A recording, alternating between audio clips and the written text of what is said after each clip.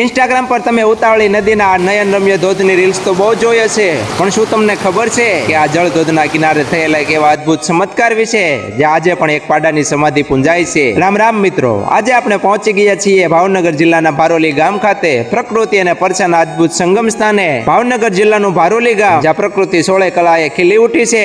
અહીં ઉતાવળી નદીના પવિત્ર કિનારે બિરાજમાન છે માં ભગવતી આઈ ખોડિયાર. વાત છે વર્ષો જૂની, જ્યારે અહીં માં ખોડિયારની એક નાનકડી ડેરી હતી. એ સમયે ચોમાસામાં ઉતાવળી નદીમાં ભયાનક ઘોડાપૂર આવ્યું હતું. સતત 3 દિવસ સુધી નદીમાં પાણી ઓસરવાનું નામ નહોતું લેતું. સામે કાંઠે એક માલધારી ગોવાળ પોતાની ગાયો ભેંસો સાથે અટવાઈ ગયો હતો. ભૂખ્યા ત્રસ્યા પશુઓ સામે જોઈને લાચાર બનેલા ગોવાળે 2 હાથ જોડીને આંખમાં આંસુ સાથે માય ખોડિયારને પોકાર કર્યો, હે માં ભગવતી, જો મારા આબોલા જીવા પૂરમાંથી એમ કેમ સામે કાંઠે પહોંચી જાય તો મારા આ ધણમાંથી જે સૌથી રૂપાળું જીવ તમને ગમે તે તમારા શરણોમાં અર્પણ કરીશ. અને પછી થયો ચમત્કાર. ક્ષણવારમાં જ ઉતાવળી નદીનું પાણી ધીમું પડ્યું અને બધા જ માલઢોર સુરક્ષિત રીતે સામે કાંઠે આવી ગયા. સામે કાંઠે પહોંચ્યા પછી ગોવાળે પોતાની બાધા પૂરી કરવા માટે માને વિનંતી કરી અને કહેવાય છે કે ધણમાંથી અત્યંત બળવાન અને સુંદર એવા એક પાડાને માતાજીએ પોતાના સ્થાને સ્વીકાર કર્યો. આ પવિત્ર જીવે પોતાનું આખું જીવન માતાજીની સેવામાં વિતાવ્યું અને આજે પણ આ સ્થળ પર એ વફાદાર પાડાની સમાધિ યાદ છે.